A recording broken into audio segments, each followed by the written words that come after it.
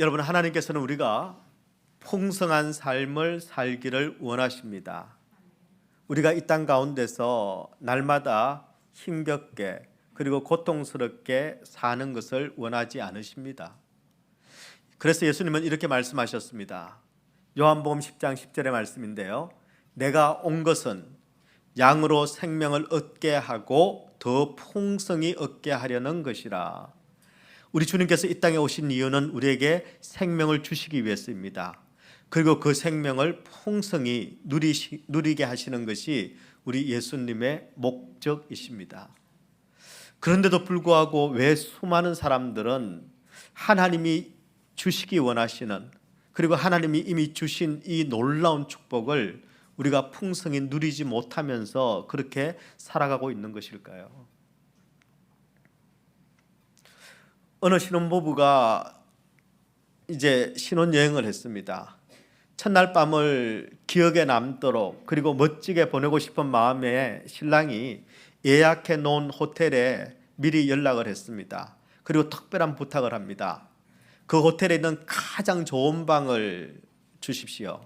그리고 정말 멋지게 아름답게 그리고 로맨틱하게 그 방을 꾸며주십시오. 돈은 얼마가 들어도 괜찮습니다 하고 미리 특별한 부탁을 했습니다.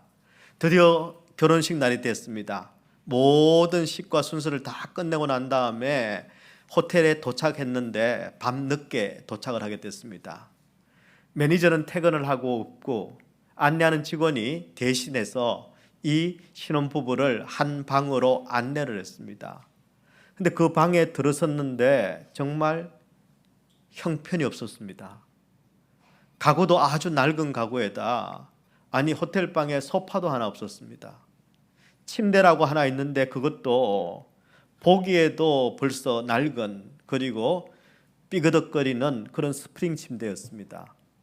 너무너무 화가 나고 그리고 실망이 되었지만 결혼식 날 화를 낼 수도 없고, 게다가 너무 늦은 시간인데다가 하루 종일 그 결혼 순서 때문에 너무너무 두 사람이 피곤해서 어쩔 수 없이 그 좁은 곳에서 그리고 그 낡은 침대에서 그저 쭈그려 자다시피 그렇게 한밤을 지새웠습니다. 다음 날 밝기가 무섭게 호텔 매니저를 찾아가서 이 신랑이 따졌습니다. 아니, 내가 그렇게 부탁을 하지 않았습니까? 제일 멋진 방을 예약을 했고 그리고 그렇게 꾸며달라고 내가 특별 부탁까지 했는데 이렇게 형편없는 방을 줄 수가 있습니까? 하고는 따졌습니다. 그러자 매니저가 대묻습니다. 아니, 손님, 혹시 안내하는 직원이 열쇠를 하나 주지 않았습니까? 그 열쇠를 가지고 그 방 안쪽에 있는 문을 열어보셨습니까? 빨리 가서 그 방문 한번 열어보십시오 하고 이야기를 했습니다. 그제서야 어제 밤늦게 안내하는 직원이 자기에게 키를 하나 내민 것이 생각이 났습니다. 그리고 올라가서 그 안쪽 방문을 열었습니다. 기가 막히게 잘 꾸민 방 하나가 나왔습니다. 가구는 최고급이었습니다. 그리고 온 방이 생화로 꽃으로 그렇게 장식이 되어 있었습니다.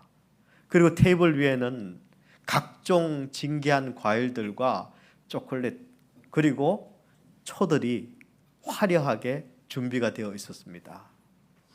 결국 두 사람은 이 멋진 방을 바로 눈앞에 두고도 좁고 캄캄한 곳에서 힘겹게 그 밤을 새웠던 것입니다. 무엇 때문입니까? 멋진 방을 열 수 있는 그 키를 가지고도 열지 않았기 때문입니다. 여러분, 그런데 우리 그리스도인들 중에도 이렇게 사는 사람이 의외로 많이 있습니다. 하나님께서는 우리를 위해서 최상의 축복을 준비해 주셨습니다. 그런데도 불구하고 우리는 좁고 캄캄한 곳에서 힘겹게 그렇게 밤을 지새는 사람들이 너무 많이 있습니다. 하나님께서 주신 키를 들고도 그 문을 열지 않아서 하나님께서 예비해 놓으신 그 모든 축복들을 누리지 못하는 그런 안타까운 인생들이 너무 많다라는 것입니다. 여러분은 지금 예수님을 믿고 난 다음에 어떤 종류의 삶을 살고 계십니까? 하나님께서 예비하신 그 멋진 축복들을 여러분은 누리고 있습니까? 아니면 좁고 캄캄한 곳에서 아니 예수를 믿었는데 내가 왜 이래? 날마다 어둡고 우울하게 그렇게 여러분 지내고 있지는 않습니까? 하나님 이게 뭡니까? 예수를 믿으면 남들만큼은 그래도 살아야 되는 것 아닙니까? 내가 그렇게 부탁했는데 이게 뭡니까? 혹시 여러분의 삶 가운데는 여러분 불평과 원망이 없습니까? 여러분 우리 인생의 모든 축복은 멀리 있지 않습니다. 하나님 안에서 이미 모든 것들이 다 준비되어 있습니다. 우리가 하나님께서 주신 이 열쇠를 들고 그 문을 열기만 하면은 여러분 그 축복을 누릴 수 있습니다. 오늘은 추수감사주일입니다. 한 해 동안 우리에게 베풀어 주신 그 하나님의 축복을 기억하고 기념하고 그리고 감사하는 날이 추수감사주일입니다. 여러분은 올 한 해 동안 하나님께서 준비하신 그 축복의 방에 몇 번이나 들어갔다 나오셨습니까? 그 방에서 얼마나 많은 축복을 여러분은 누리고 살아오셨습니까? 혹시 축복의 방을 눈앞에 두고도 초라한 방에서 웅크리고 살지는 않았습니까? 저와 여러분이 하나님께서 준비하신 그 축복의 방에 들어가서 그 축복을 마음껏 누리며 사는 그런 인생들이 되기를 주님의 이름으로 축원합니다. 자, 그렇다면 어떻게 해야 우리가 하나님이 준비하신 하나님께서 예비해 놓으신 그 축복의 방, 그 문을 열고 들어가서 그곳에 있는 모든 축복들을 우리가 마음껏 누리며 살 수 있을까요? 저는 오늘 여기에 대한 답을 주신 말씀을 통해서 여러분과 함께 정리해 보려고 합니다. 여러분 이 말씀을 통해 하나님이 예비하신 그 축복의 방을 들락날락하며 그 축복을 모조리 다 날마다 풍성히 누리며 살아가는 그런 우리 성도들이 되시기를 축원합니다. 자, 그렇다면 하나님이 준비하신 그 축복의 방에 들어가서 그 복을 누리려면 무엇이 우리에게 필요할까요? 첫 번째, 찬송의 열쇠가 있어야 합니다. 축복의 방에 들어가는 복을 누리려면 찬송의 열쇠를 가져야 합니다. 여러분 시편은 총 150편으로 이루어져 있습니다. 성경에서 가장 긴 책이죠. 형식과 내용에 따라서 찬양시, 회개시, 탄원시, 감사시 그 외 여러 가지 종류로 이 시를 또 나누기도 합니다. 그런데 찬양시 중에 세상을 통치하시는 하나님을 찬양하는 노래가 있습니다. 그것을 신정시 혹은 제왕시라는 이름으로 부릅니다. 이 신정시 혹은 제왕시는 150편의 시편 중에 모두 13편이 있습니다. 근데 그 시편 100편이 바로 이 신정시 중에 제왕시 중에 하나입니다. 근데 표제어가 뭐라고 되어 있느냐면 감사의 시 이렇게 되어 있습니다. 그래서 이 시편 100편은 주로 감사 예배를 드릴 때에 많이 사용되었습니다. 게다가 내용도 길지 않습니다. 복잡하지도 않습니다. 1절에서 5절까지 정말 우리가 좋아하는 장입니다. 그런데 내용도 딱 두 가지로 나눕니다. 1절에서 3절까지는 찬양 예배로의 초청입니다.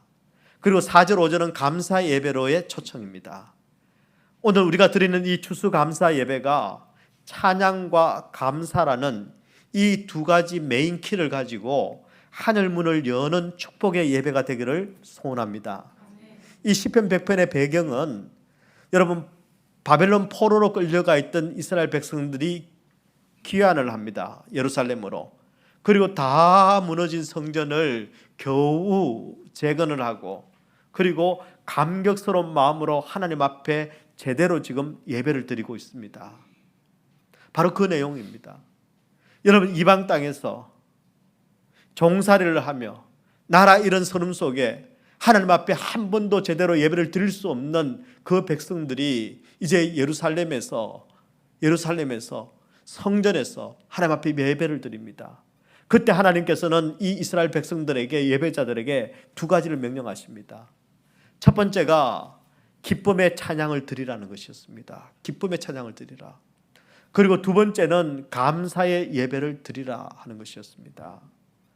여러분 사실 이 포로에서 귀환한 이스라엘 백성들은 기쁠 일도 감사할 일도 없는 백성들이었습니다. 하지만 하나님께서는 이 명령을 내리십니다. 왜 그러셨을까요? 여러분, 찬양과 감사가 바로 하늘의 문을 여는 축복의 열쇠가 되기 때문에 그렇습니다. 오늘 우리도 마찬가지입니다. 여러분, 내 현실을 보면은 기쁠 일도 감사할 일도 별로 없습니다. 그런데 하나님께서는 우리에게 기쁨의 찬양을 드리라고 말씀하십니다. 그리고 우리에게 감사의 예배를 드리라고 명령하십니다. 왜 그렇습니까? 이 찬양과 감사로 문을 열어야만 하나님이 예비하신 축복을 내가 받을 수 있고 누릴 수 있기 때문입니다. 여러분, 최근 여러분이 하나님을 향해서 내 마음을 다해 기쁨으로 즐거움으로 하나님을 찬양한 적이 있습니까? 그냥 듣는 찬양 말고, 내 마음에 감동이 되는 찬양 말고, 작지만 내 작은 입술을 열어서 내 마음을 다해서 하나님께 찬양을 여러분 드려본 적이 언제입니까? 목사님, 뭐 노래할 일이 있어야 노래를 하죠. 노래방 끊은 지도 오래인데 무슨 찬양을 제가.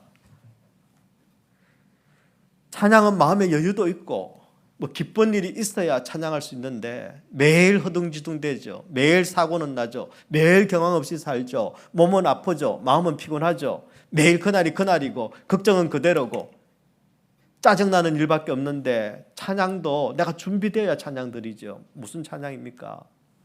하는 분이 있을지 모르겠습니다.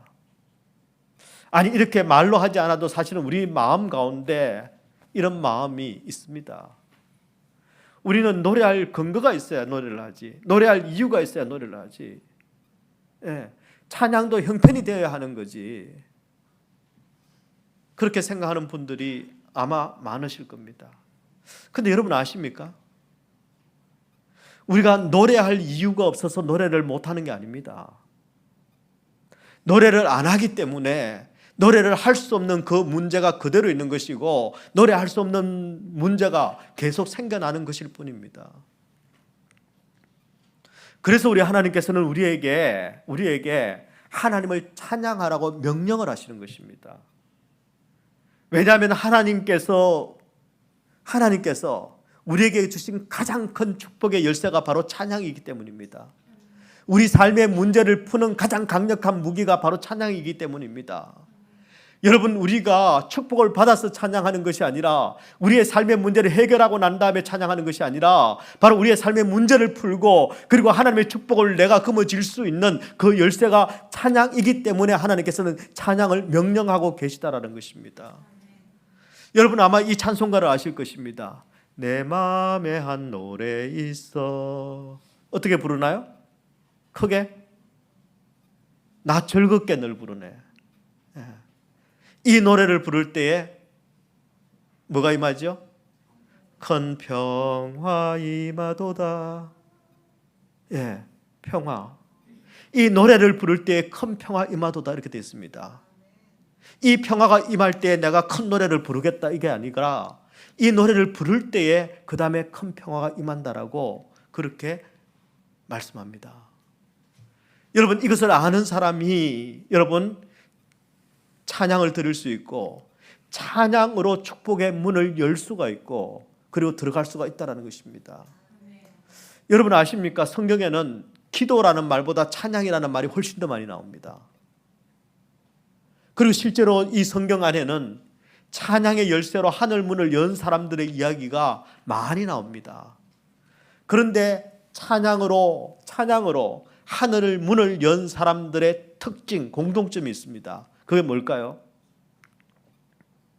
모든 사람들이 다 문제 가운데 있다는 것입니다. 고통 가운데 있다는 것입니다. 그리고 노래할 여유가 없는 사람들입니다.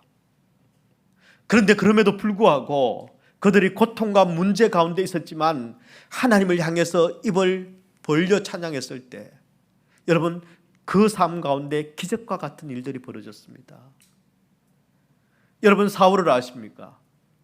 악령에 묶여서 심한 우울증을 앓았습니다. 그런데 어떻게 회복이 됩니까?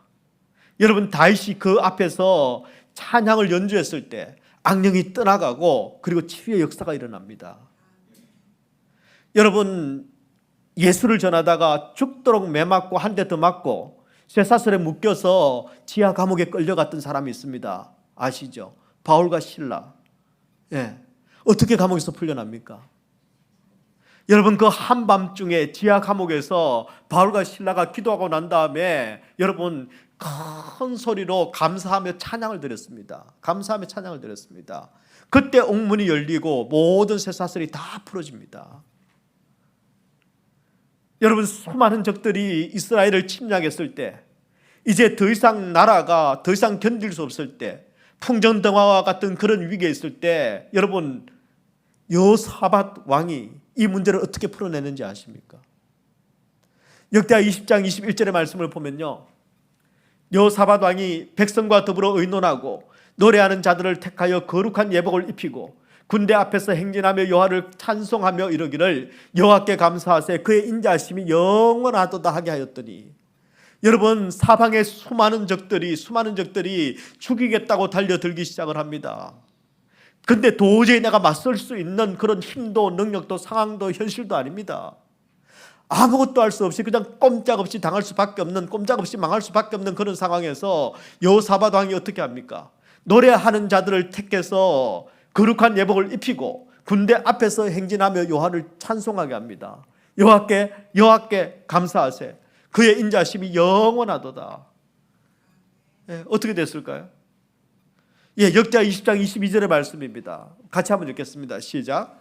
그 노래와 찬송이 시작될 때에 여호와께서 복병을 두어 유다를 치러 온 암몬 자손과 모압과 세일산 주민들을 치게 하심으로 그들이 패하였으니. 할렐루야.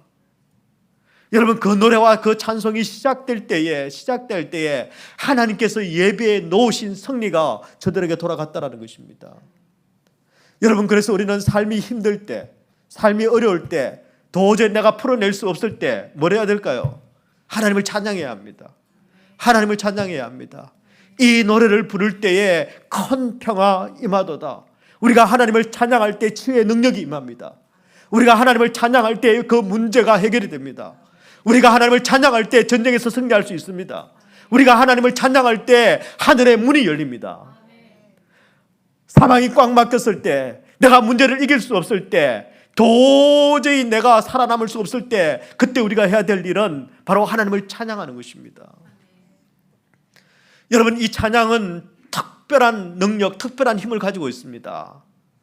여러분, 이 찬양의 능력 세 가지가 있는데요. 첫 번째, 이 찬양은 위로 올라가는 힘이 있습니다. 내가 전심으로 찬양할 때 여러분, 이 찬양은요, upgoing 파워가 있습니다. upgoing 파워. 어디까지요? 하늘까지 올라갑니다. 하나님이 들으십니다. 두 번째는요, 이 찬양은요, 내 심령에 파고드는 ingoing 파워가 있습니다. 하나님만 들으시는 게 아닙니다. 내 영혼이, 내 심령이 이 찬양을 듣습니다. 그리고요, 그 다음에는요, 밖으로 뻗어가는 힘이 있습니다.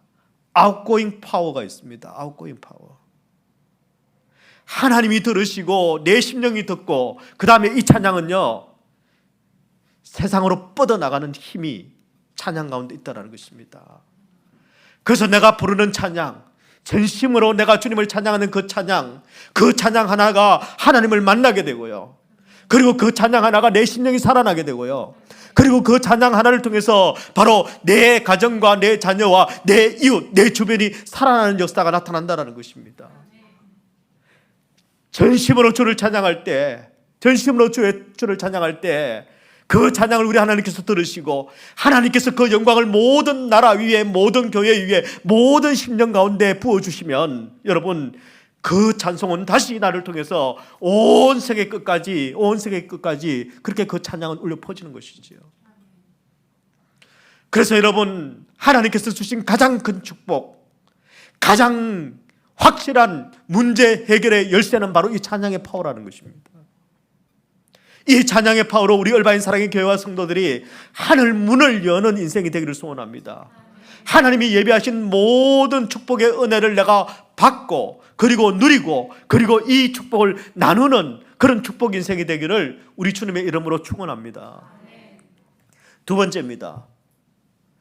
우리 하나님이 준비하신 이 축복의 방에 들어가서 이 예배해 놓으신 모든 복을 다 누리려면 두 번째는 감사의 열쇠가 있어야 합니다. 감사의 열쇠가 있어야 합니다. 여러분, 우리는 디지털 세상에 살고 있습니다. 뭐 스마트폰이나 태블릿 PC 같은 게 없으면요, 정말 아무것도 할 수 없는 그런 시대가 되었습니다. 뭐 카톡 없으면 어디서 뭘 하는지 어떻게 하는지 여러분 소식도 못 전해 듣습니다.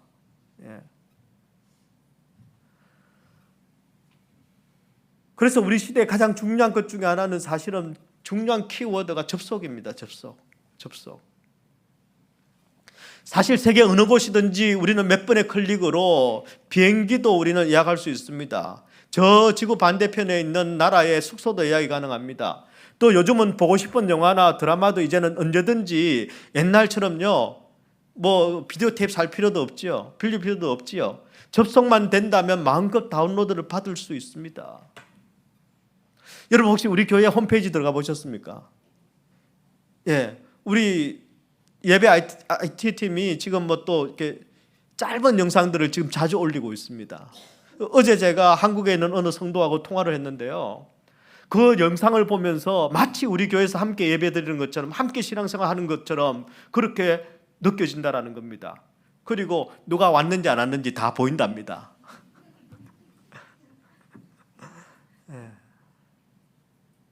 우리가 지금 그런 시대를 살고 있습니다.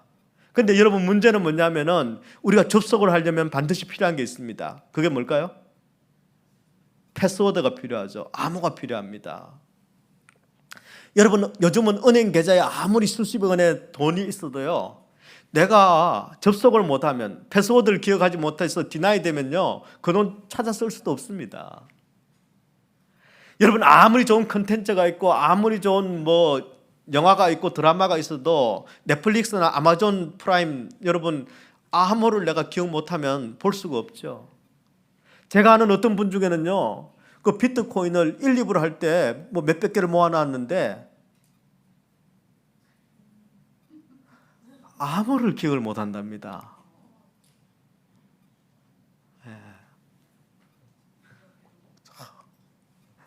그 머리큐에 앞으로도 기억 못할 겁니다, 아마. 여러분, 너무 안타깝지요. 그런데 그 암호 앞에 없어도 삽니다. 진짜 암호를 몰랐어요. 당황한 적이 제가 있습니다. 얼마 전에요, 저 스타벅스를 갔거든요. 그 화장실을 갔습니다. 그 스타벅스에서는 급하지 않으면 화장실 안 가잖아요, 웬만하면. 근데 급하니까 갔죠.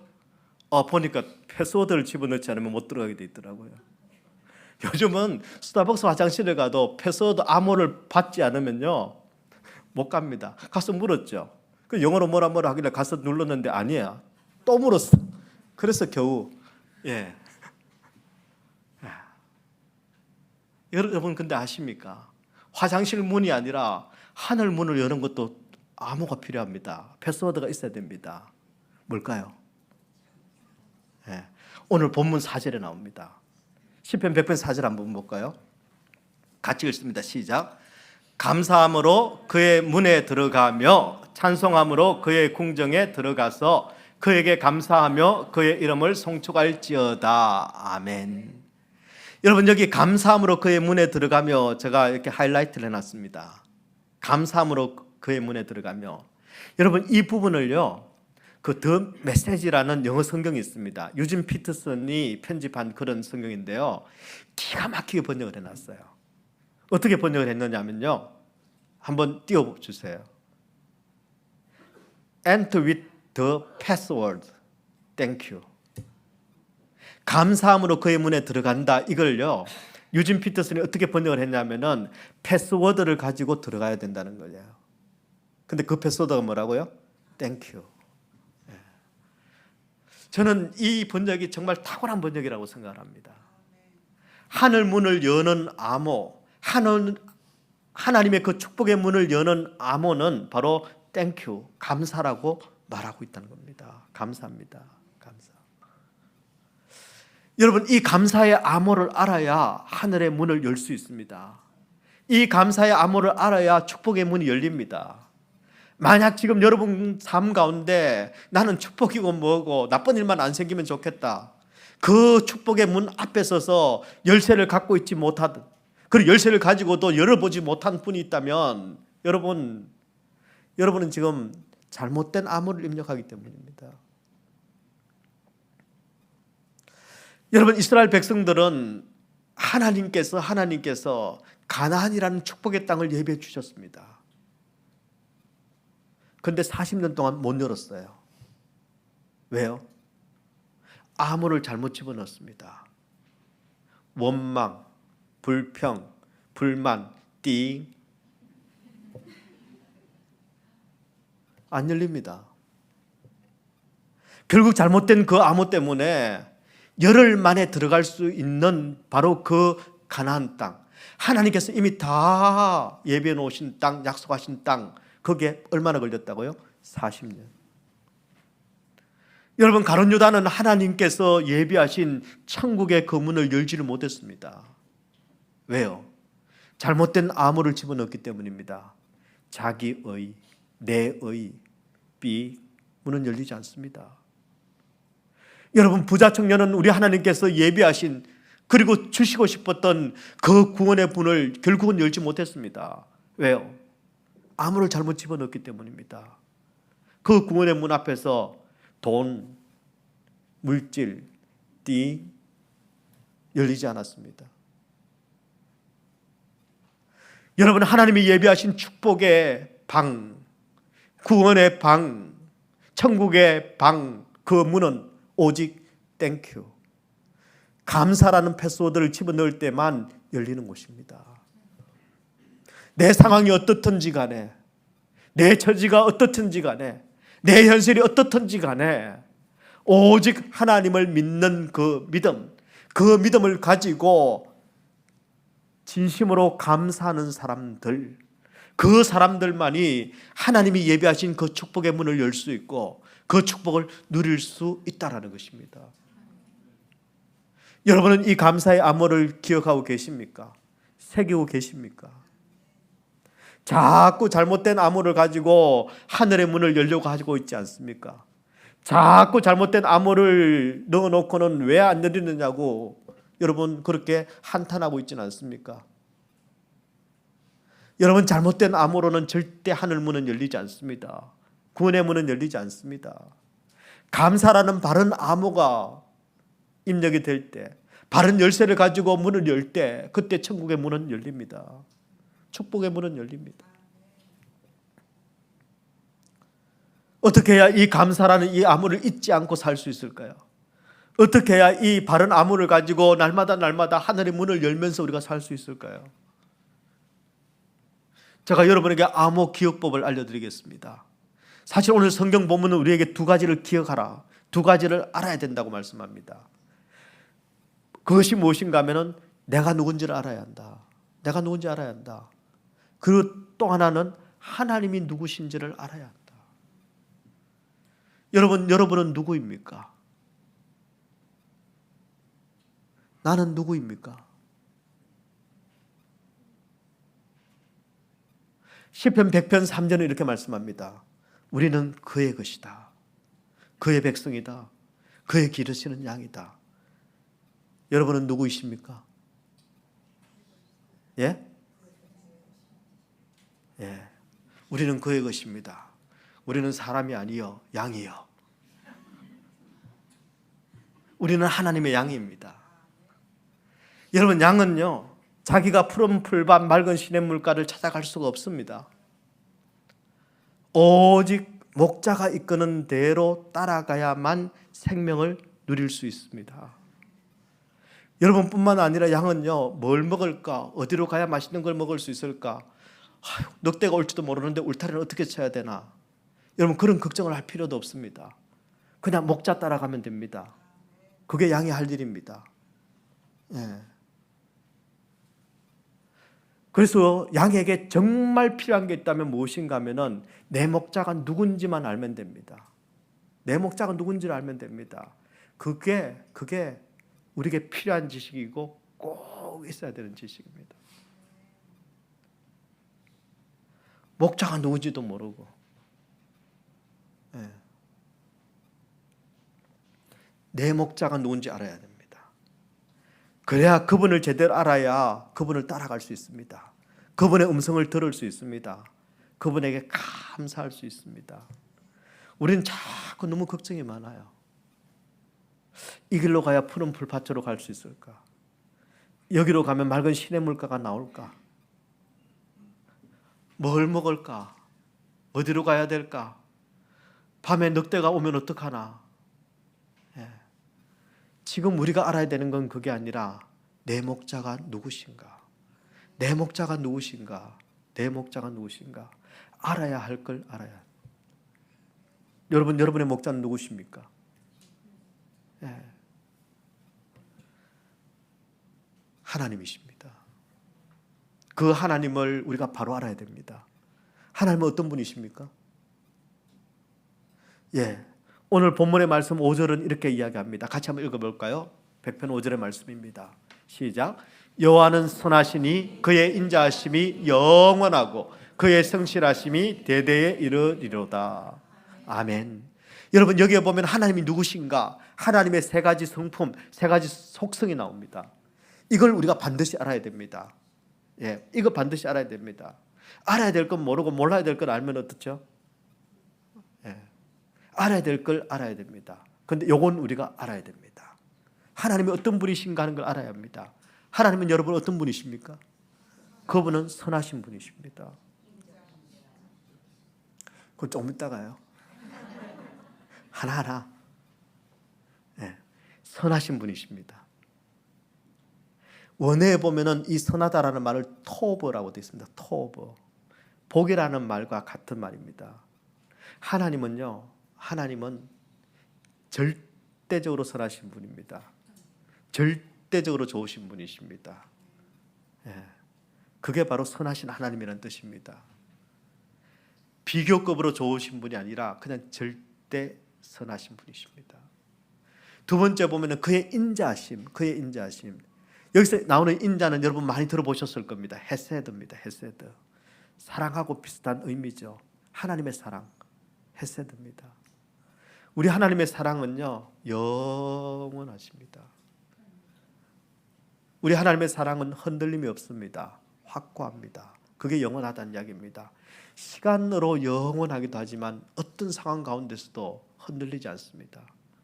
우리가 죄인이었을 때 우리를 사랑하신 눈먼 하나님께서 자녀된 우리를 버리실 리가 없습니다.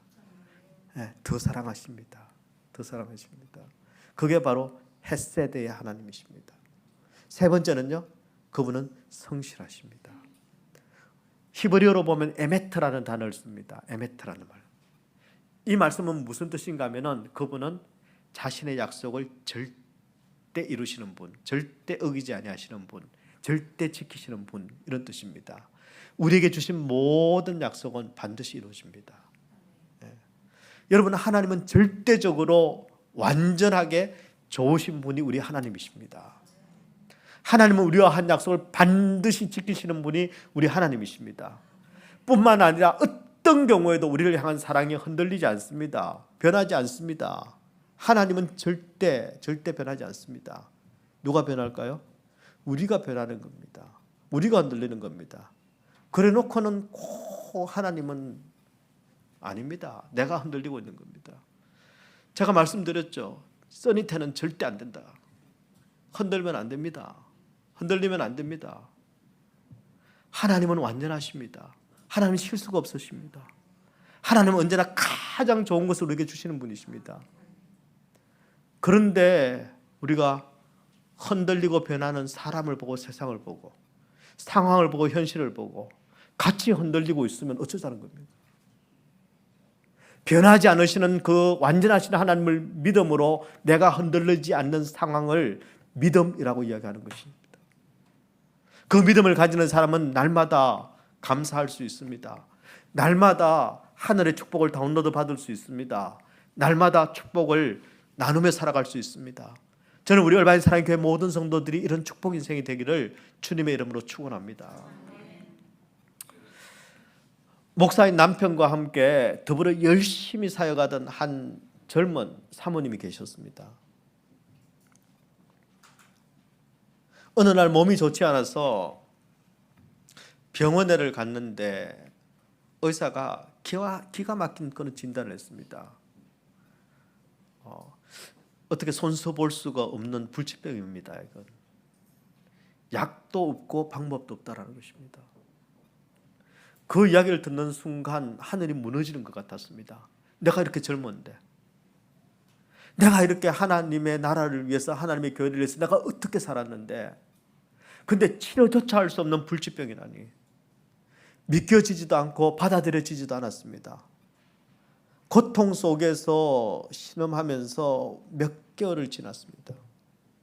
그러는 사이에 여러분, 영적으로 피폐해졌고 육신은 더욱더 핍절해져 갔습니다. 남편 목사님도 목회가 흔들리기 시작을 합니다.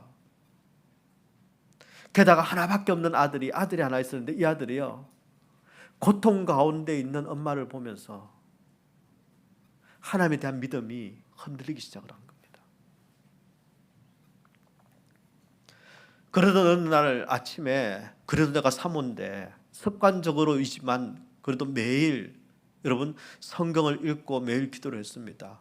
습관적으로 성경을 하나 펼쳤습니다. 그리고 성경을 읽어 나가다가 어느 한 구절에서 충격을 받았습니다. 그 말씀이 뭐냐면 고린도전서 13장 16절의 말씀이었습니다. 같이 한번 읽어볼까요? 시작. 너희가 하나님의 성전인 것과 하나님의 성령이 너희 안에 계시는 것을 알지 못하느냐. 너희가 하나님의 성전인 것과 하나님의 성령이 너희 안에 계시는 것을 알지 못하느냐.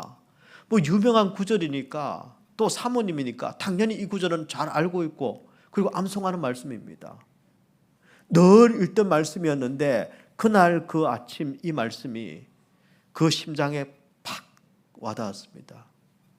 살아있는 하나님의 말씀으로, 레마로 꽂혔습니다. 아니, 내 병든 육신 속에서 성령님이 지금 안에 계시다고. 이 병든 육신 속에서 완전하신 그 성령님께서 나를 떠나지 않으시고 내 안에서 지금 함께 고통당하고 계시다 하는 것을 깨닫게 된 겁니다. 그 성령님께서 내 안에서 탄식하고 계시고, 내 아픔 때문에, 내 고통 때문에, 내 병든 몸 때문에 우리 성령님께서 지금 안타까워하고 계시는구나 하는 것이 깨달아졌습니다. 그때부터 이 사모님이 달라집니다. 먼저 입술의 말이 바뀌기 시작을 했습니다. 원망이 아니라, 불평이 아니라 하나님 감사합니다. 슬픔이 아니라, 통곡이 아니라 찬양을 부르기 시작했습니다. 현실은 바뀐 게 없습니다. 여전히 몸의 병도 여전히 그대로입니다. 지금도 방법은 없습니다. 하지만 그 입술에서 감사가, 그 입술에서 찬양이 터져나오기 시작을 했습니다. 놀라운 일이 벌어집니다. 가장 먼저 곁에 있던 그 목사님과 하나뿐인 그 아들이 살아나기 시작을 했습니다. 힘든 아내를 보면서, 죽어가는 엄마를 보면서 같이 어둠에 눌려서 죽어가던 그 남편과 그 아들이 엄마를 위해서 뜨겁게 기도하기 시작을 했습니다. 그런 남편을 보니, 그런 아들을 보니 더 감사하게 됐습니다.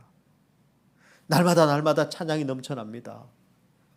온 가족이 함께 하나님을 뜨겁게 매일매일 예배하기 시작을 했습니다. 여러분, 어떻게 됐을까요? 여러분, 세 사람의 믿음이 더욱더 견고해졌습니다. 뿐만 아니라 도저히 현대의학으로는 고칠 수 없다라는 그 사모님의 질병이 어느새 깨끗하게 치유가 됐습니다. 여러분, 우리의 눈에 보이는 현실, 그 현실에 썩으면 안 됩니다. 저는 저와 여러분이 믿음으로 보는 진실에 눈뜨기를 바랍니다. 현실이 아니라 진실. 우리 하나님께서는 저와 여러분을 사랑하셔서 하나밖에 없는 아들을 십자가에 내어주셨습니다.